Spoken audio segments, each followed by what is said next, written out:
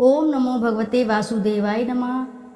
सफला एकादशी व्रत करने मात्र से वृत्ति के सभी पाप कर्म नष्ट हो जाते हैं। जीवन में चल रही समस्याएं सब समाप्त हो जाती हैं। इस व्रत को करने मात्र से घर में धन धान्य की वृद्धि होती है। तो आइए भक्तों, रसपान करते हैं सफला एकादशी के व्रत का। महाराज युधिष्ठिर ने पूछा है, जनार्दन, पौष कृष्ण एकादशी का नाम क्या है? उस दिन कौन से देवता का पूजन किया जाता है और उसकी क्या विधि है? कृपया मुझे बताएं। भक्त वत्सल भगवान श्री कृष्ण कहने लगे कि धर्मराज, मैं तुम्हारा स्नेह के कारण तुमसे कहता हूँ कि एकादशी व्रत के अतिरिक्त मैं अधिक से अधिक दक्षिणा पाने वाले यज्ञ से भी प्रसन्न नहीं होता हूँ। अतः इसे अत्यंत भक्ति और श्रद्धा से युक्त होकर करें। हे राजन, द्वादशी युक्त पौष कृष्ण एकादशी का महात्म्य तुम एकाग्रचित्त होकर सुनो। इस एकादशी का नाम सफला एकादशी है। इस एकादशी के देवता श्री नारायण हैं। विधि पूर्वक इस व्रत को करना चाहिए। जिस प्रकार नागों में शेष नाग, पक्षियों में गरुड़ और सब ग्रहों में चंद्रमा, यज्ञ में अश्वमेध और देवताओं में भगवान श्री विष्णु श्रेष्ठ हैं, उसी प्रकार सब व्रतों में एकादशी का व्रत श्रेष्ठ है। जो मनुष्य सदैव एकादशी का व्रत करते हैं वे मुझे परम प्रिय हैं। अब इस व्रत की विधि कहता हूँ। मेरी पूजा के लिए ऋतु में अनुकूल फल, नारियल, नींबू, नैवेद्य आदि 16 वस्तुओं का संग्रह करें। इस सामग्री से मेरी पूजा करने के बाद रात्रि में जागरण करें। इस एकादशी के व्रत के समान यज्ञ, तीर्थ, दान, तप और कोई दूसरा व्रत नहीं है। 5000 वर्ष तक तप करने से जो फल मिलता है उससे भी अधिक सफला एकादशी का व्रत करने से मिलता है।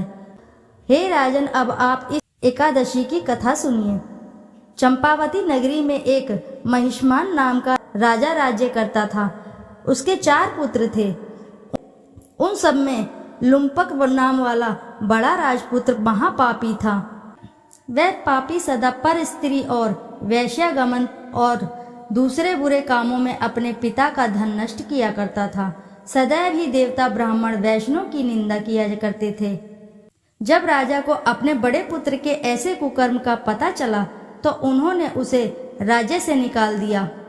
तब वह विचारने लगा कि कहाँ जाऊं, क्या करूं। अंत में उसने चोरी करने का निश्चय किया। दिन में वह वन में रहता और रात्रि को अपने पिता की नगरी में चोरी करता तथा प्रजा को तंग करने और उन्हें मारने का कुकर्म करता। कुछ समय पश्चात सारी नगरी भयभीत हो गई। वह वन में रहकर पशु आदि को मार कर खाने लगा। नागरिक और राज्य के कर्मचारी उसे पकड़ लेते किंतु राजा के भय से छोड़ देते। वन के एक अति प्राचीन विशाल पीपल का वृक्ष था।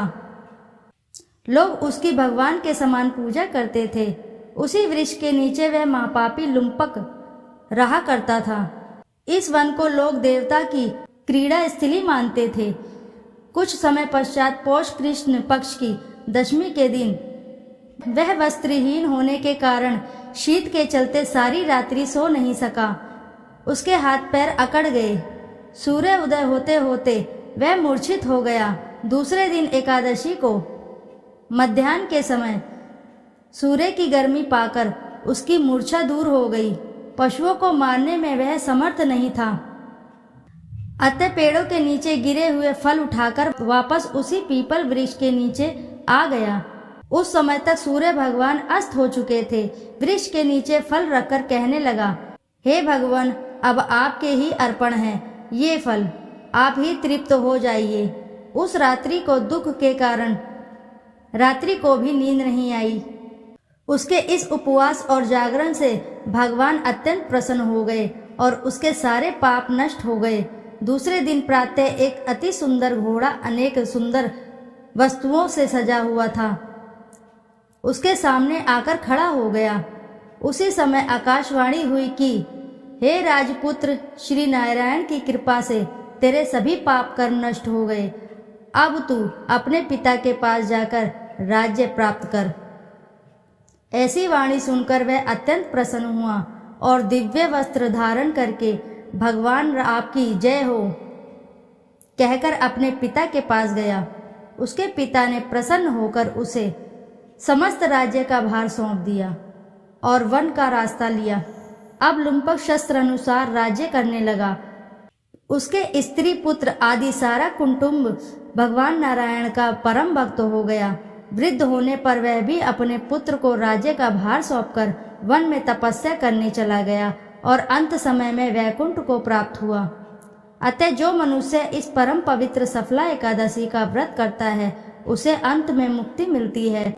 जो नहीं करते वे पूंछ और सींगों से रहित पशुओं के समान होते हैं। इस सफला एकादशी के महात्म्य को पढ़ने से अथवा श्रवण करने से मनुष्य को अश्वमेध यज्ञ का फल प्राप्त होता है। बोलो जय श्री हरि, जय लक्ष्मी नारायण।